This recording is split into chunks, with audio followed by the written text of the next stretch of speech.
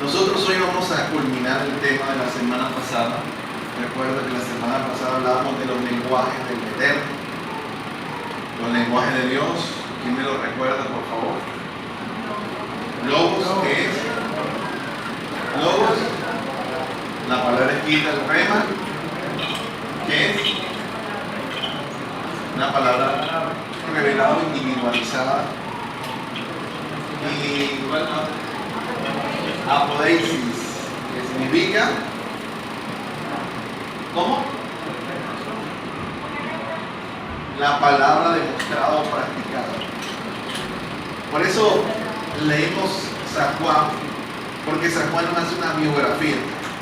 Es como una contradicción, porque no podemos hacer una biografía de alguien que es eterno. Es más, les voy a decir algo, el Señor no, el apóstol Pablo va más allá de la eternidad. Y el apóstol habla de que Dios es sempiterno. Él dice, mediante el Espíritu sempiterno. Es decir, que Dios va más allá de la eternidad. Para nosotros, ¿qué es la eternidad? Algo que no tiene fin. Algo que es infinito. Algo que no se puede medir en una fecha de caducidad. De hecho, nosotros vivimos en épocas finitas. Hay situaciones que son muy particulares, muy cercanas a lo que era o la infinidad. Por ejemplo, el caso de uno de los patriarcas de la humanidad, que fue Matusalén, que vivió 969 años. Casi 1000 años vivió, casi un milenio, un siglo. Pero, sin embargo, podemos decir, vivió 1000 años. Pero hablar de Dios es hablar de alguien que no tiene principio y no tiene final. Es más, cuando Apocalipsis dice que Él es Alfa y la Omega, es como para colocar la primera vocal del alfabeto griego y la última. Era como una especie de ilustración para decirle, mire, la A, que es la primera vocal, y la última, que es la omega, encierran. El Señor Jesús es la primera y la última, es decir, todo empieza y todo termina en Él. Amén. Por eso, yo no sabía que Jesús existía desde antes hasta que leí la Biblia. Estoy agradecido con Dios, porque al igual que ustedes éramos personas tradicionalistas y pensábamos que en Semana Santa era cuando realmente, si conocíamos realmente la identidad de Cristo, en Navidad que nacía Cristo y en Semana Santa que moría Cristo y resucitaba. Pero eso es una falta de respeto con el Señor, porque Jesucristo primero no nació en una Navidad y tampoco hay que celebrar el cumpleaños como cualquier ser humano, porque no fue un ser humano en toda la extensión de la palabra. Fue Dios hecho hombre, muy diferente. ¿Amén? Hipostáticamente fue hecho hombre. Es decir, que la sustancia, la esencia se transformó en sustancia. Yo estaba viendo que día, yo nunca me había visto el Código Da Vinci.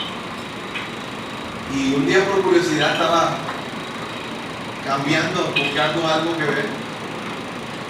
Y encontré el Código Da Vinci, me puse a verlo.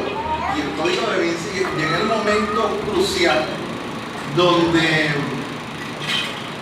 ellos llegan donde un oráculo que era un hombre que sabía mucho de lo que era la historia bíblica, la historia de Jesús. Y este hombre decía que Cristo, la amante de Cristo, había sido María Magdalena y que había tenido relaciones con ella y que existía un linaje de Cristo en la tierra y que lo habían ocultado durante muchos años. Es decir, una blasfemia total y absoluta, porque el profeta sagrado dice que su generación nadie la podrá contar porque fue quitada de la faz de la tierra. Es decir, que Cristo no dejó hijos, ni tampoco tuvo mujer, ni amante, ni mucho menos. Jesucristo vino a morir por nuestros pecados, no va a tener mujer. Amén. Ahora el versículo 14 dice lo siguiente: aquel verbo fue hecho carne y habitó entre nosotros, y vimos su gloria como la del unigénito del Padre, lleno de gracia y de verdad. Podemos decir, después de entender que Logos es la palabra escrita a través de los profetas, los hombres escogidos por Dios, y después de entender lo que dijo acá mi hermano Fabián, el rema, que fue lo que hizo el predicador, el pastor, ¿sí lo vio? O sea, lo que yo entendí del pastor fue que dijo, así como Simeón había hecho una especie de promesa y dijo que él no iba a morir, que el Señor le había dicho que no iba a morir, perdón, promesa no, el Señor le había dicho que no iba a morir hasta que no viera al Santo de Dios, ¿verdad? A Cristo. Yo no sé si el Señor le dijo lo mismo, pero él utilizó la misma.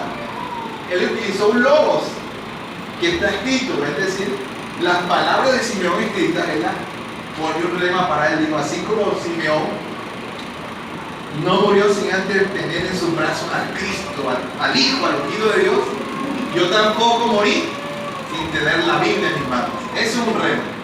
¿Amén? Cuando usted dice esas palabras de Jeremías, Jeremías estaba metido en una cisterna, estaba prisionero por causa del mensaje profético de Dios.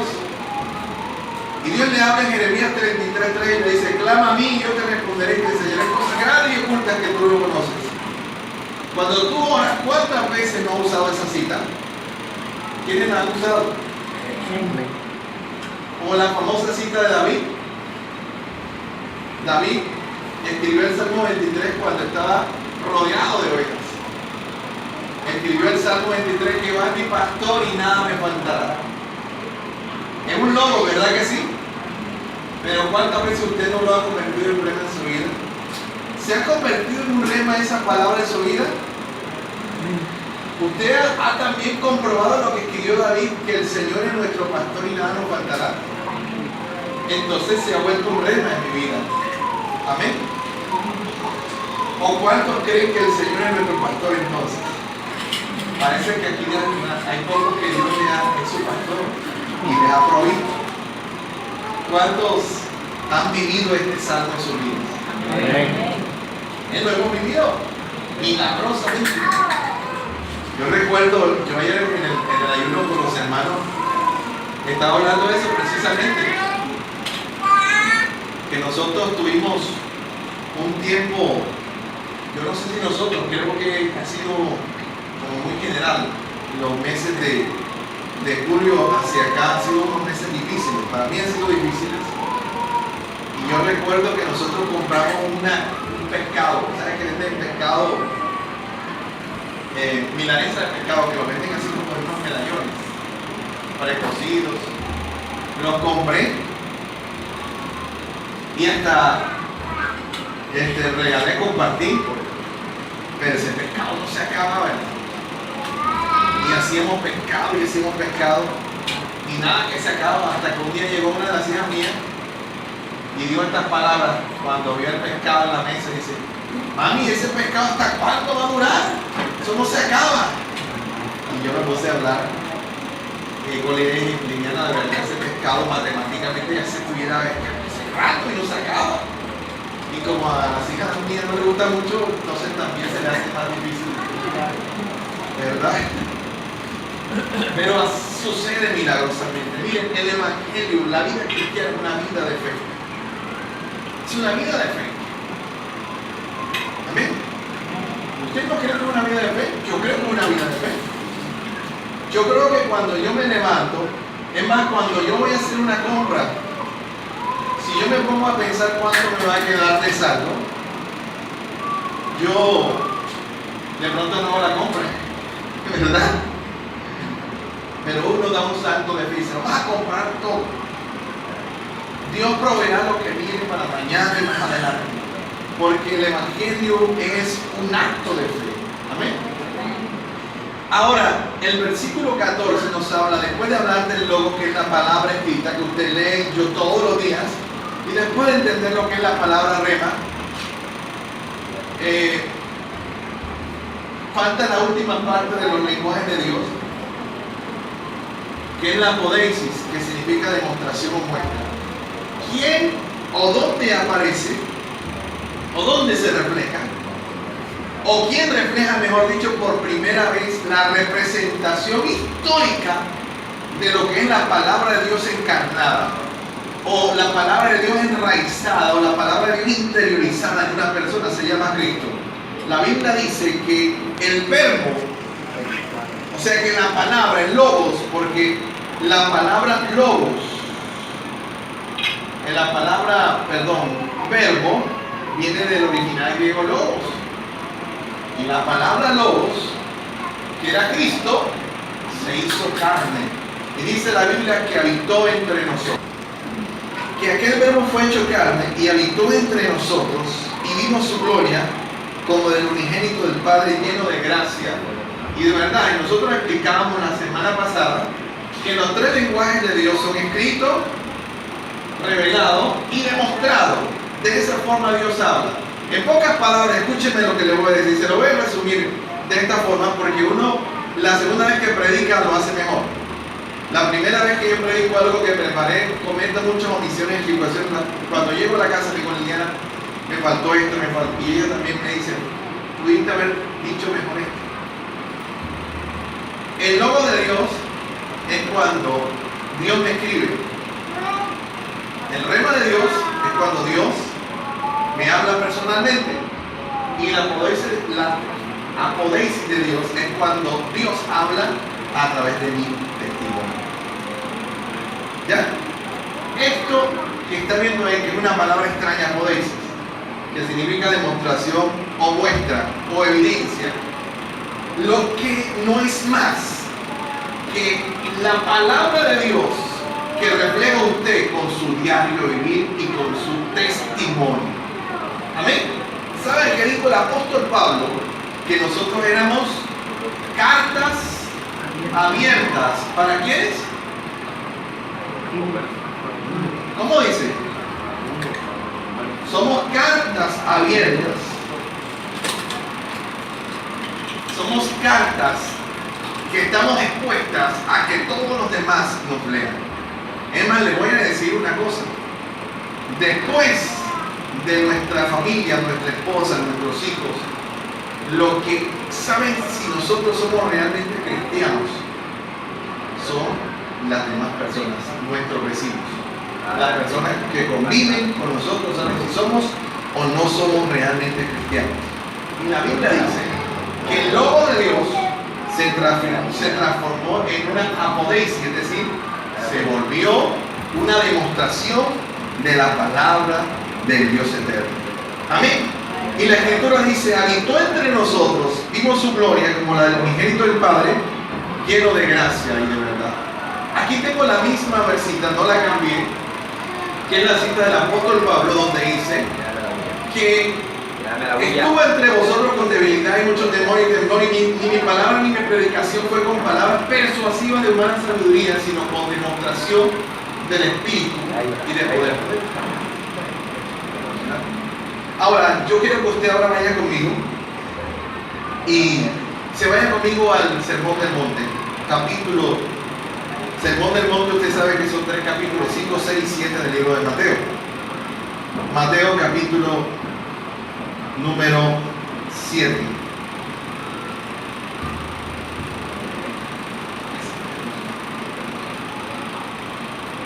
¿Ya lo tenemos?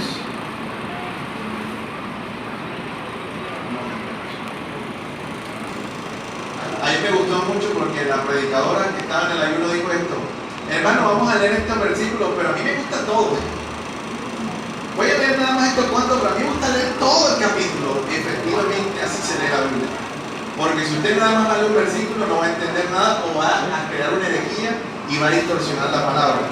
Le voy a decir algo. El contexto de Mateo 7, 24 empieza en el versículo 15.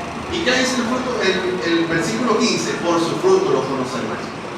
Ahí empieza el contexto de Mateo 7, 24. Y yo voy a leer el 24 solamente, pero recuerde que el contexto, para usted entender el 7, 24, debe leer desde el versículo número 15, que habla ¿de quién habla? De los frutos del cristiano.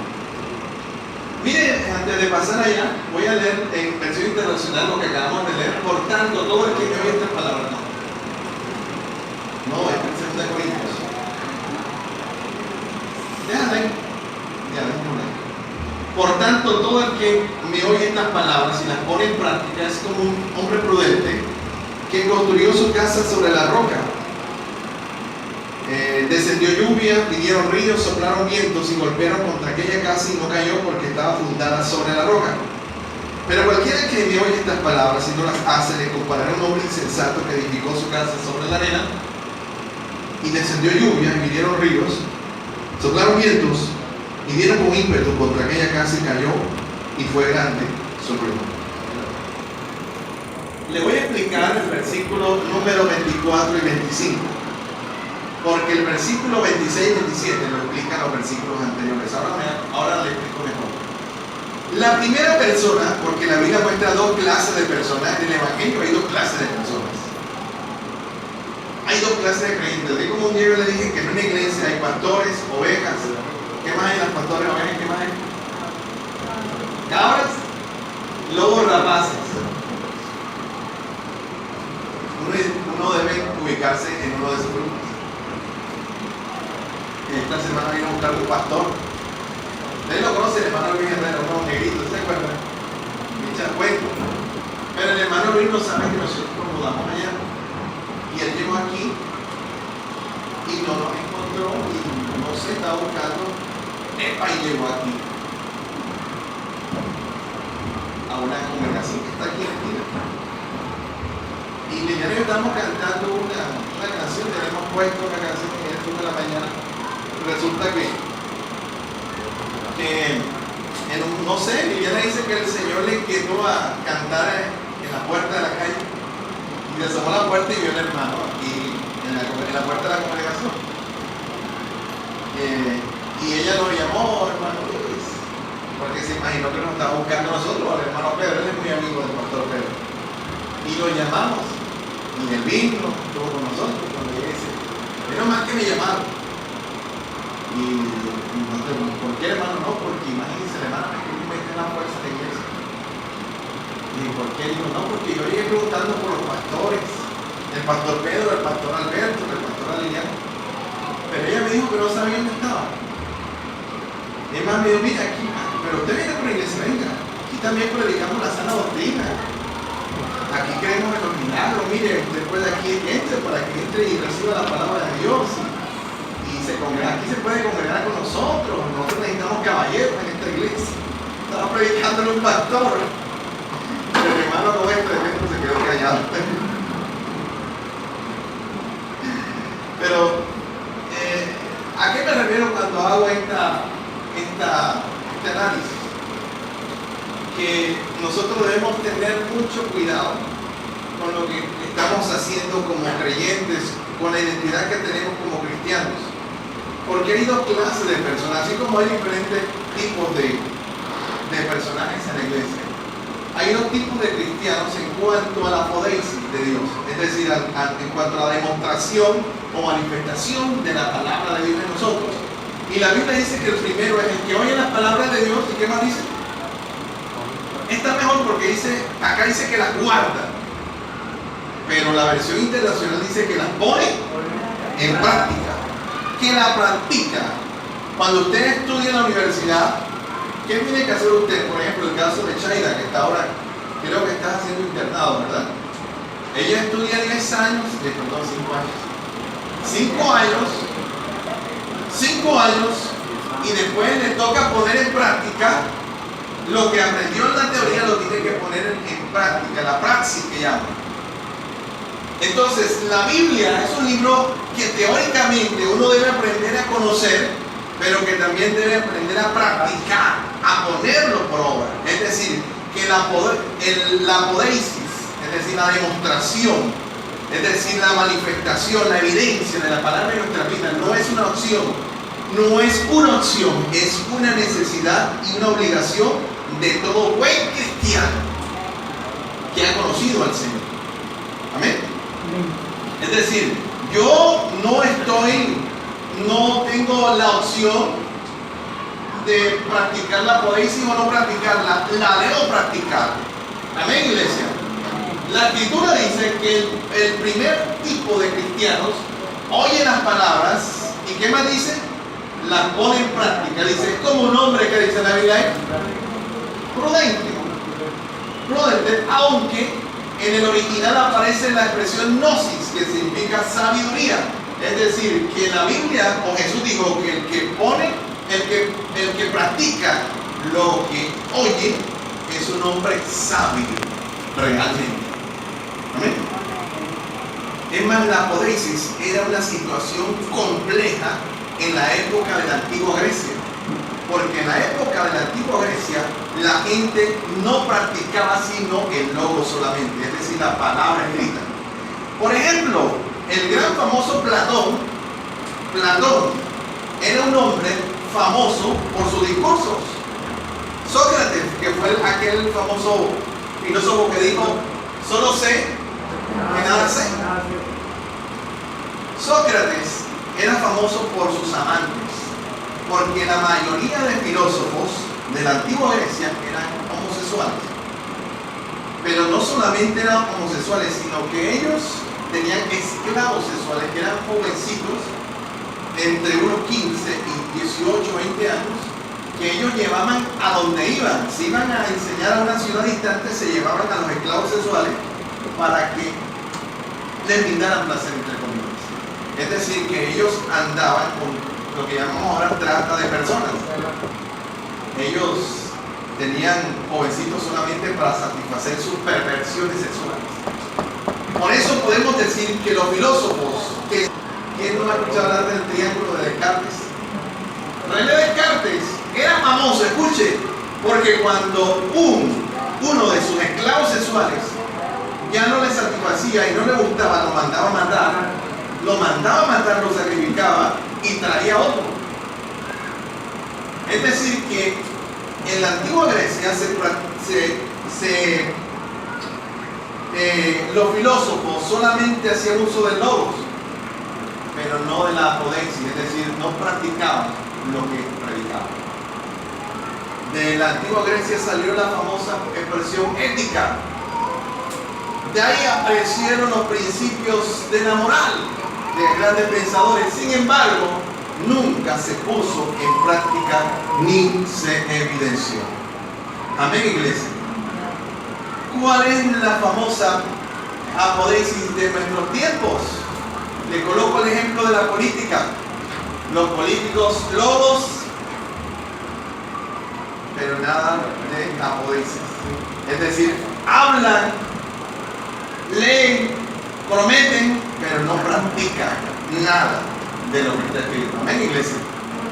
Ahora, la escritura dice que este personaje de arriba es el modelo para nosotros. ¿Y qué fue el principal modelo? Fue Cristo. Porque la Biblia dice que aunque fue tentado en todo, no pecó. ¿Está de acuerdo conmigo? Cristo no pecó. Cristo cumplió la palabra. Cristo cumplió lo que predicó. En cierta ocasión al Señor le dijeron que Él no daba impuestos. Oye, pero tú no das impuestos y ¿qué está pasando acá? Y el Señor mandó uno de sus discípulos y le dijo, ve allá y pesca. Y él pescó y se sacó un pescado y había dos blancas y dice, da una por ti y da una por mí. Es decir, él pagó los impuestos. Es decir, que a Jesús le gustaba poner en práctica lo que predicaba. Porque si no lo hacemos somos hipócritas. Ahora, ese primer hombre que la Biblia lo identifica como un hombre prudente y que la etimología lo identifica como un hombre sabio de la gnosis, dice la escritura que construyó su casa sobre la roca, es decir, empezó a practicar la palabra de Dios. ¿Y qué dice la Biblia? Que vinieron los ríos, soplaron los vientos, cayeron las lluvias y azotaron aquella casa con todo, pero la casa no se derrumbó porque estaba cimentada sobre la roca. Aquí hay un conflicto, porque hay mucha gente que dice, el hermano se apartó de los caminos del Señor. se apartó de los caminos del Señor. Se retiró de los caminos del Señor. Pero acá dice la Biblia que cuando tú estás, o sea, voy a utilizar, cuando tú tienes la apodencia, es decir, cuando tú practicas la palabra de Dios, no importa la situación ni la circunstancia por la cual tú estés pasando, dice la Escritura que tu casa no se va a derrumbar. ¿Okay? Porque está cimentada sobre la roca. Te lo digo de esta forma: a mí nadie me puede apartar del camino del Señor.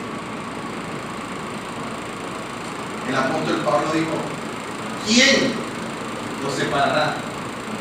¿O qué nos separará del amor de Dios? ¿Qué nos podrá apartar? ¿Qué nos podrá separar? Miren, cuando yo me convertí hace 30 años, hace 28 años, no había muchas iglesias. Yo recuerdo un hermanito que cada vez que predicaba decía estas palabras. Antes las personas se predicaba, o sea, antes a uno, a mí también, le gustaba mucho el que más gritaba, vamos. Uno salía así, cuando salía alguien que predicaba gritaba, uno decía: oye, pues tú estuvo bueno. Pero pasaban a un hermano que se llamaba, me acuerdo de Manuel Díaz, que enseñaba bien, pero ese hermano hablaba con una calvita. Imagínate, un día lo pusieron a predicar en una vigilia el 31 de diciembre y lo pusieron en el pueblo. Sí, no le digo mentira, lo pusieron a predicar como a las 11 y terminó a las 1:30 de la noche.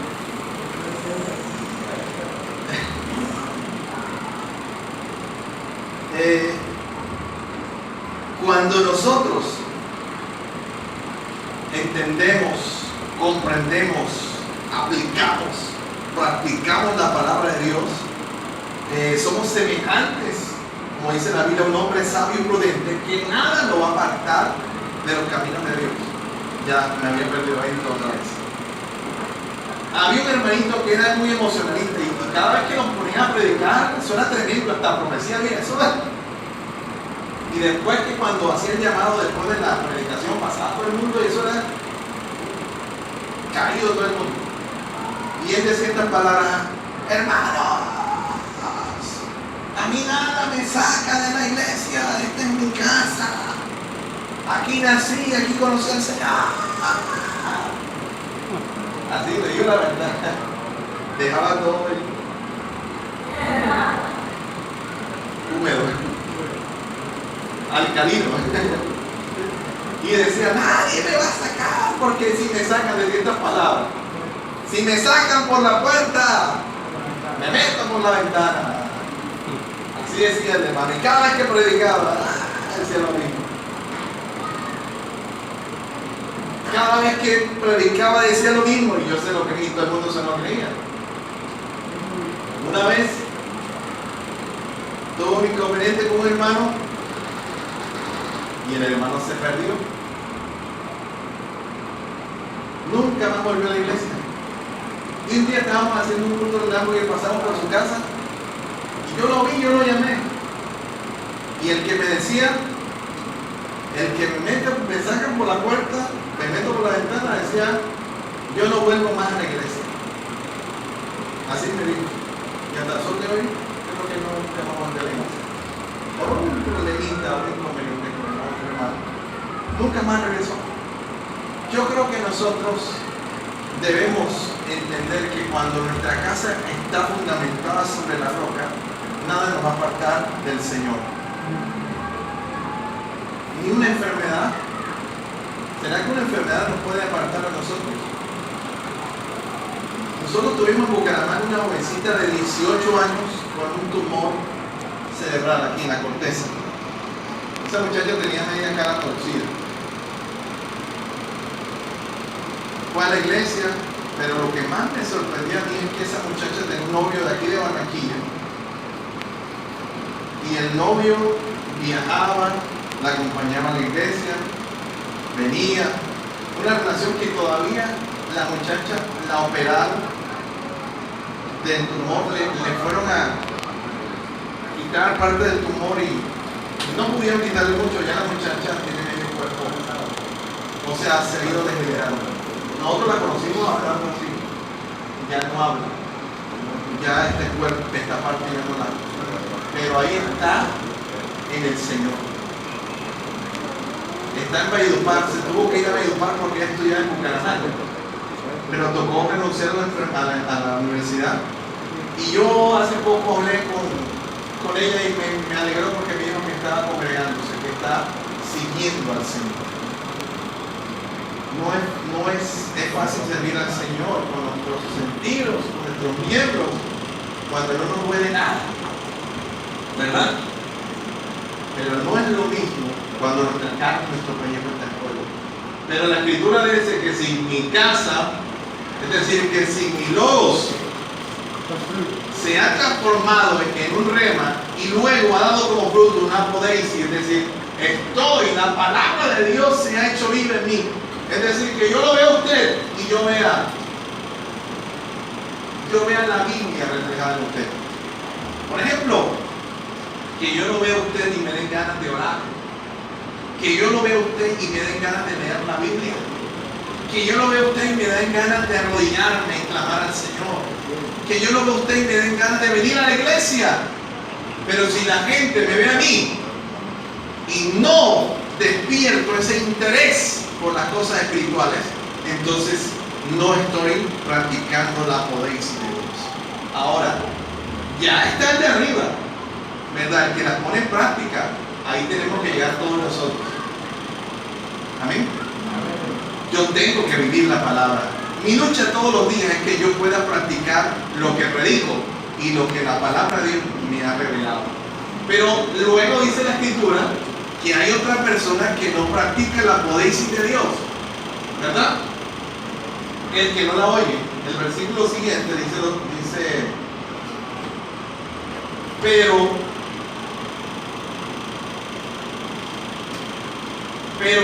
pero todo el que me oye estas palabras, ¿y qué dice la Biblia? Y no las pone en práctica, es como un hombre insensato que construyó su casa sobre la arena. Cayeron las lluvias, crecieron los ríos y soplaron los vientos y azotaron aquella casa, y ésta se derrumbó y grande fue su ruina. ¿Saben quiénes son estas personas? Las que están en el versículo 21. La Biblia se interpreta así mismo. Nunca coja un versículo para interpretar la Biblia, coja todo el texto. Pásate al 14. Miren, escuchen esto. Todo el que me ve estas palabras y no las pone en práctica es como un hombre insensato que construyó su casa sobre la arena. Cayeron lluvias, crecieron ríos, soplaron vientos, azotaron aquella casa y se derrumbó y grande fue su ruina.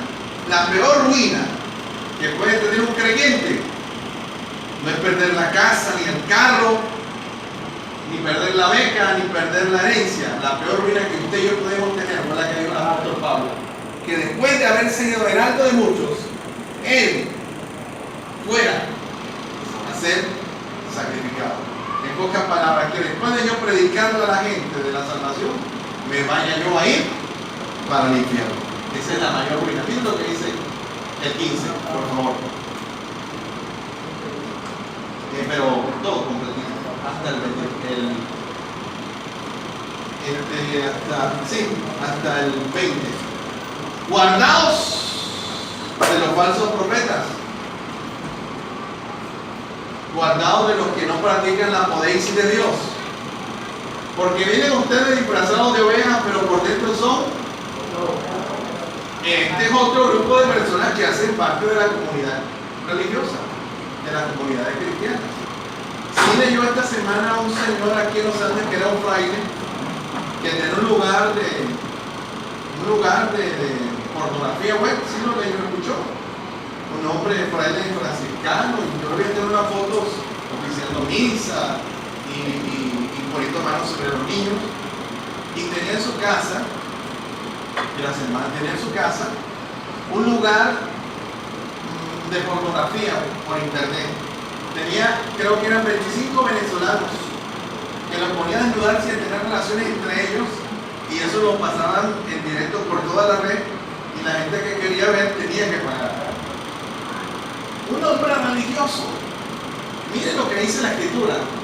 Cuando no practicamos la podéis de Dios, somos lo que dicen arriba, falsos profetas. Amén. Y escúcheme, el mundo y las congregaciones están llenas de falsos profetas. Eso nunca va a cambiar. El problema es que usted o yo no seamos esos falsos profetas. Amén. Mire lo que dice: vienen a ustedes disfrazados de ovejas, pero por dentro son lobos rapaces. Por su fruto los conocerán. ¿Acaso se recogen uvas de los pinos o higos de los cardos? Escúchenme, yo no soy cristiano ni pastor, porque usted me ve aquí y no se engaña. Yo me puedo aquí presentar a usted, puedo levantar mis manos, preparar un mensaje, orar.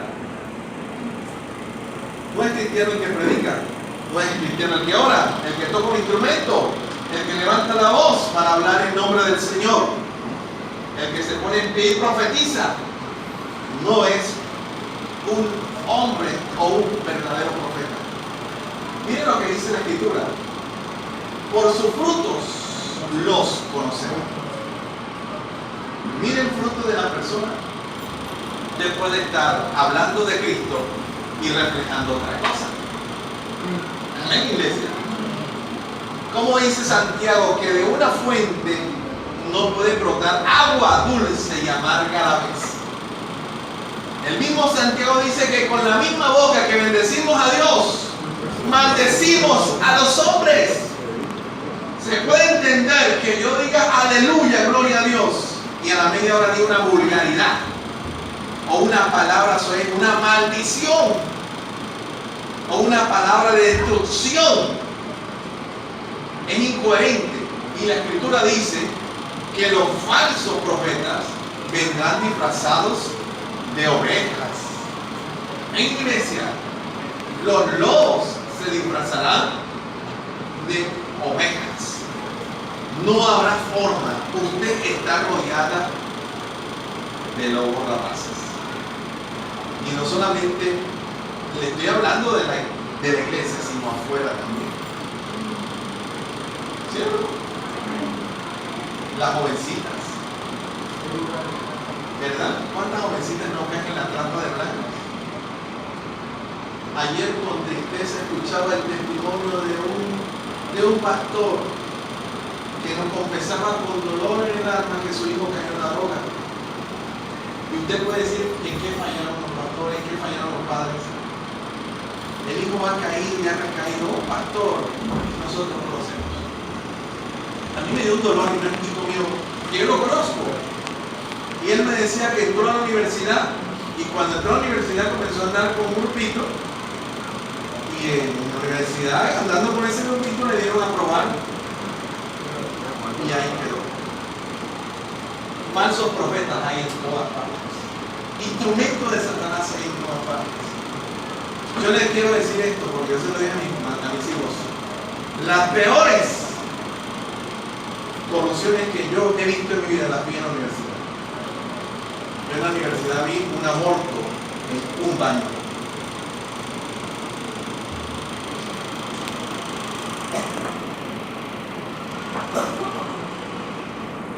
Recuerdo un profesor de mercadotecnia que dijo estas palabras: los que quieran pasar la materia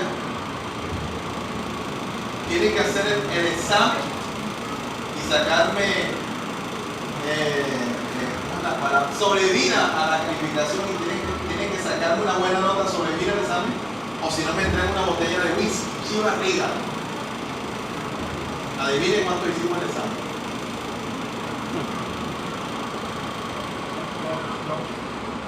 No, lo hicimos 5.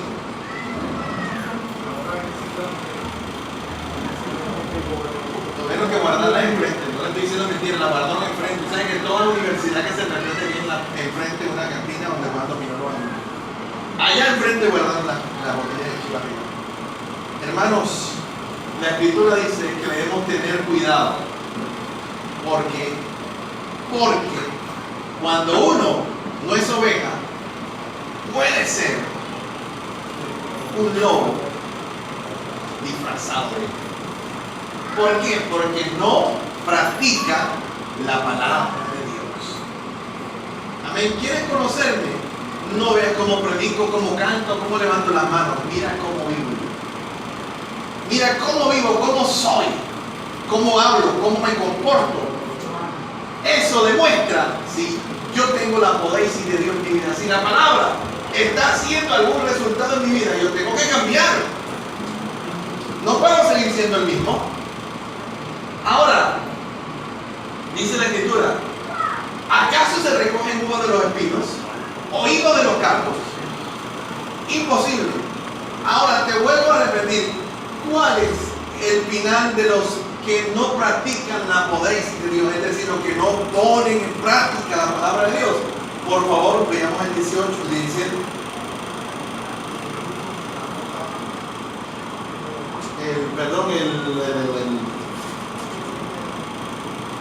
El 21, para terminar, todo, hasta el 23. No todo el que me dice, Señor, Señor, no todo el que lee la Biblia, no todo el que tiene el logo, recuerde, el logos no es suficiente, no todo el que tiene el logos. Dice, no todo el que me dice Señor, Señor, acá le falta una parte, entrará en el reino de los cielos. Ponte la otra versión, por favor. A le falta una partecita. Tal como la Biblia de los testigos, le falta una parte. No todo el que me dice Señor, Señor entrará en el reino de los cielos, sino el que hace la voluntad de mi Padre que está en los cielos. ¿Se da cuenta? Ya vimos que los que no practican la palabra de Dios terminan siendo falsos profetas, ¿o qué más? O lobos disfrazados de ovejas.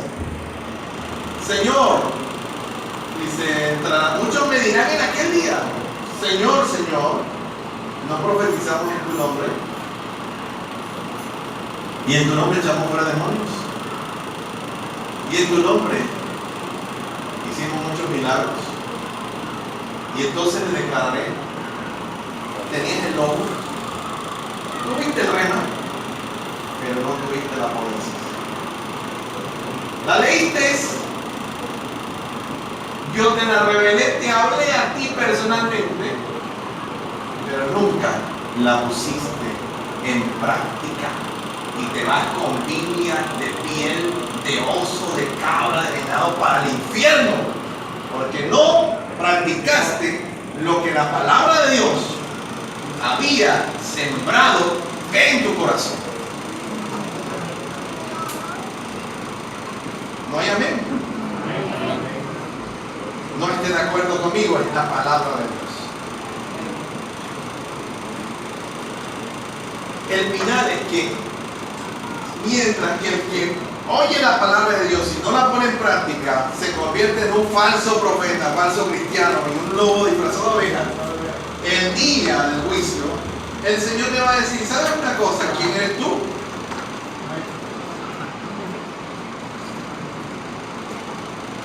A mí me preocupa no solamente que Dios diga quién eres tú, sino que Dios diga, es que yo nunca te he conocido a ti. Oiga, para mí eso es doloroso. A mí que no me conozca el presidente, ni me conozca Javier Rodríguez, ni que me conozca a nadie. Pero que el Señor me diga a mí, tú duraste 29 años en la iglesia, pero yo no sé quién eres tú. Predicaste de mí, profetizaste de mí, echaste hasta los demonios, se hicieron amigos tuyos porque ya salían. No por el poder, sino porque eres justo a ti. Hacían acuerdos de paz. Los demonios que entran en acuerdo. Recuerda lo que le dijeron a Cristo: Señor, nosotros nos vamos, pero nos dejan entrar en los cerdos. Y en lo último le dice: hicimos muchos milagros. No se deje planear porque haga milagros, porque resucite muerto, porque la pierna se alargó. No, eso no salva. Olvídese de ese cuento. El Señor dijo: no importa que tú hagas, vistas, hables, prediques, te comportes, La Escritura dice que en aquel gran día el Señor dirá, nunca os conocí. Oiga, ¿usted se imagina cuando los hijos de uno, por lo menos cuando se postulan a la universidad, que uno mira la lista, el listado así, a ver si quedaron, y uno está con esa expectativa? ¿Usted se imagina que usted esté en la puerta y le diga, ven acá, ¿tú quién eres? ¿De dónde saliste? No, yo estuve en Adonai de pastor predicando. Yo no sé qué Adonai. ¿Será Adonai en el disco ese mundano que está por ahí? Porque el Adonai del nombre del Eterno, no conozco al tal pastor. Imagínense que estoy hablando en primera persona. Es grave eso, ¿verdad?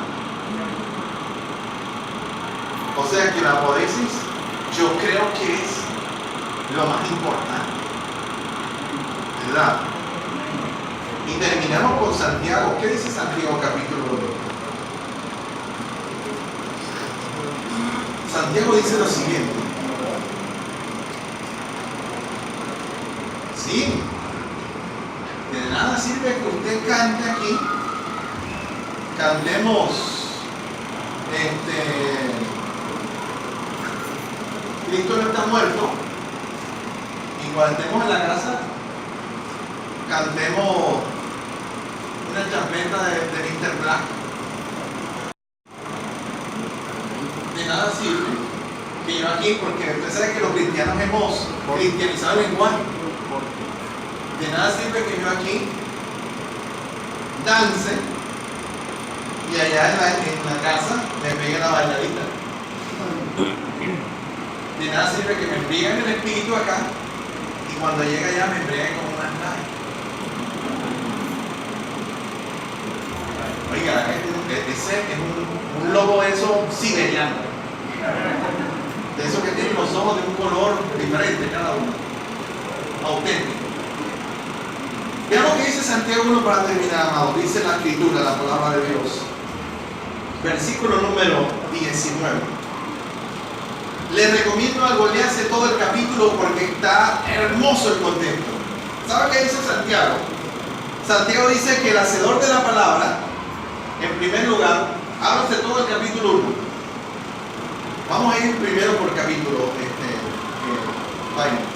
Capítulo 1, al versículo 1 al 11, dice que la apodesis de Dios se refleja en lo siguiente. Miren lo que dice. El hombre de doble ánimo es inconstante en todos sus caminos, ¿verdad? Santiago 1:8.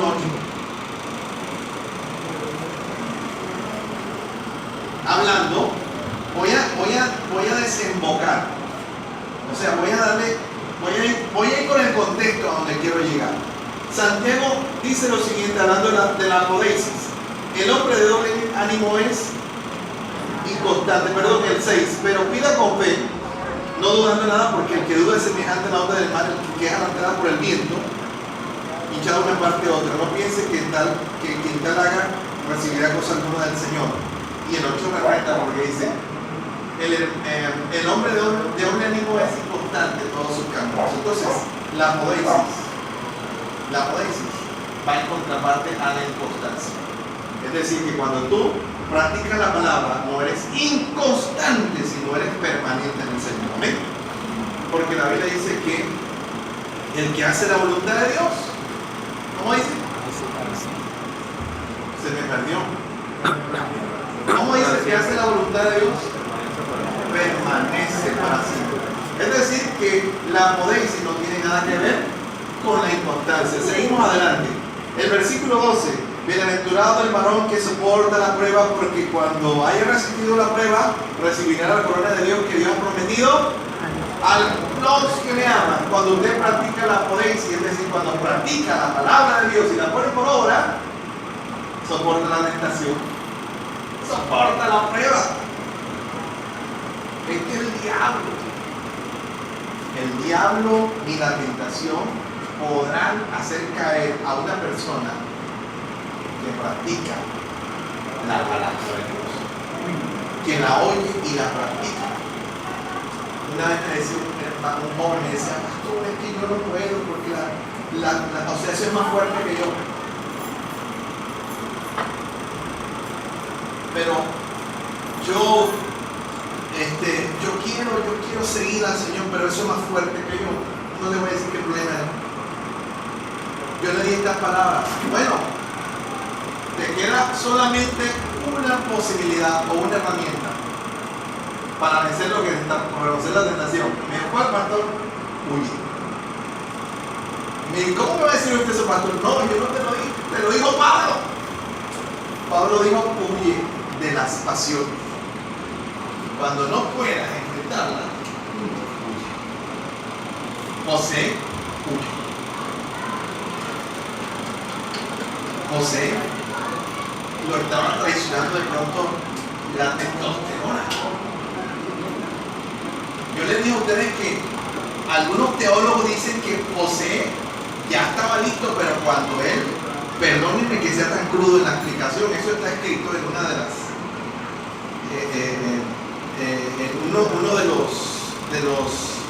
de las exégesis que hacen del libro de Génesis, de la Tanakh.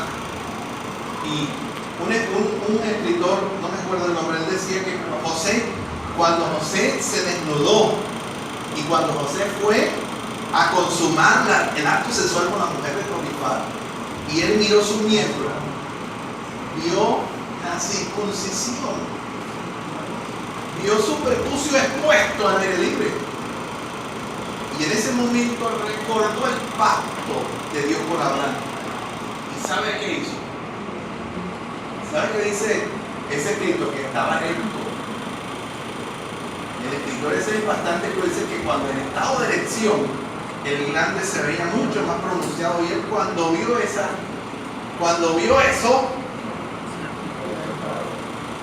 él se acordó, salió corriendo, porque él ya estaba totalmente debilitado. Pero cuando vio eso se acordó del pacto. Recuerden, el pacto con Abraham fue que al octavo día todos los varones se circuncidaban, y José estaba circuncidado y salió corriendo. Cuando tú tienes la poesía de Dios, así sea con una cuestión de esta, tú sales corriendo, sales huyendo, pero tú no eres vencido, como dice la Biblia. No seas vencido por el mal, sino vence con el bien el mal. Amén, iglesia. Amén. Si tú estás viviendo la poesía del Señor, nadie te mueve, no vas a caer. Te puede venir hasta el universo de España, pero no te caes.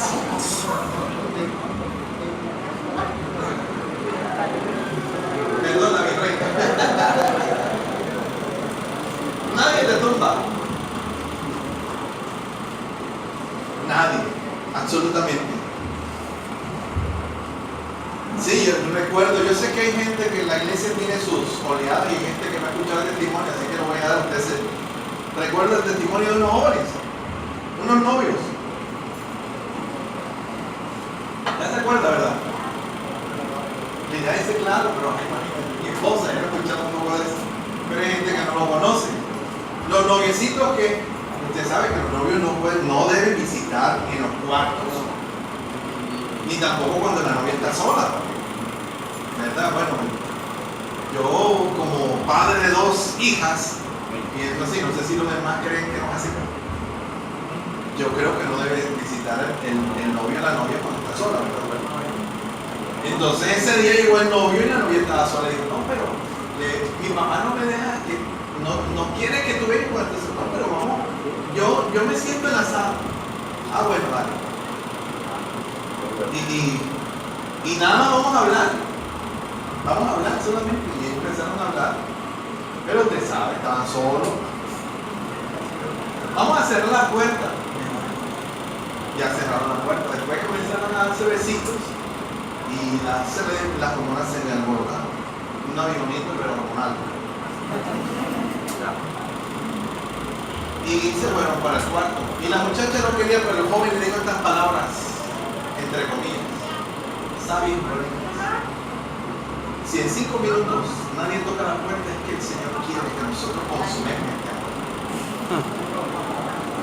Y nadie tocó la puerta. Yo creo que si alguien le iba a tocar, el Señor le metió el pie porque no lo tocara, para que se acerque. Y nadie tocó la puerta. Y cayeron en pecado fornicado. Porque un hombre sabio y prudente no entra cuando la novia está sola. No se mete al cuarto. No entra donde los suegros a abrir las ventanas. ¿Cómo es que? La nevera de comer, no. O donde la suegra a raspar el bucayo, no esperar que lo inviten, ¿verdad? No, hermanos. La escritura dice que el que practica la palabra de Dios, la podesis, soporta la tentación. Y termino. Dice el versículo número 19, pero el 19, por esto, mis amados hermanos, todo hombre sea pronto para oír, tardo para hablar y tardo para irarse, porque la ira del hombre no obra la justicia de Dios. 21, por lo cual, desechando toda inmundicia y abundancia de malicia, recibid con mansedumbre la palabra implantada, la cual puede salvar vuestras almas. Pero sed hacedores de la palabra, ¿qué más dice? Y no tan solamente oidores, engañándoos a vosotros mismos. Porque si alguno es oidor de la palabra, pero no hacedor de ella, es de semejante al hombre que considera su espejo en un espejo su rostro natural, porque él se considera a sí mismo y se va y luego olvida cómo era. El 25, mas el que mira atentamente la perfecta ley de la libertad y persevera en ella, no siendo oidor olvidadizo, sino hacedor de la palabra, este será bienaventurado en todo lo que hace. Terminemos. Si alguno se cree religioso entre vosotros y no refrena su lengua, sino que engaña su corazón, la religión del tal es vana. La religión pura y sin mácula delante de Dios el Padre es esta: visitar a los huérfanos, a las viudas en tribulaciones y guardarse sin mancha. Santiago hace un discurso que lo resumimos en 10 minutos. Santiago dice que el que practica, oye y practica la palabra de Dios no es inconstante. Que el que oye y la practica la palabra de Dios resiste la prueba. Que el que oye la palabra de Dios y la practica es tardo para airarse. Es decir, que no es una persona llena de ira. Amén. ¿Cuántos creen que debemos practicar eso? Sí, ¿verdad? Nosotros nos airamos facilito, ¿sí o no? Se nos vuela rápido. Pero si la palabra de Dios está en nosotros, se nos va a hablar despacito. Y por último, dice la Escritura que la religión pura y sin mácula delante de Dios es, yo diría que servir a los necesitados, ¿verdad? Y guardarse sin mancha de luz. Eso se refleja en ayudar a los demás, visitar a los huérfanos y las viudas. Pero la última, escúcheme, el que practica la poderes de Dios se guarda sin mancha de las cosas de Dios. Fin del discurso. La palabra de Dios es para leerla, para entenderla, para leerla, logos, para entenderla, rema. Para leerla y entenderla, logos, para apropiarnos de ella, rema. ¿Y para qué más? ¿Para qué más? Para vivirla, para ponerla en práctica. Esa es la pobreza de Dios. Si no vivimos la palabra, hermano, en aquel día no vamos a estar en la lista. No nos van a conocer.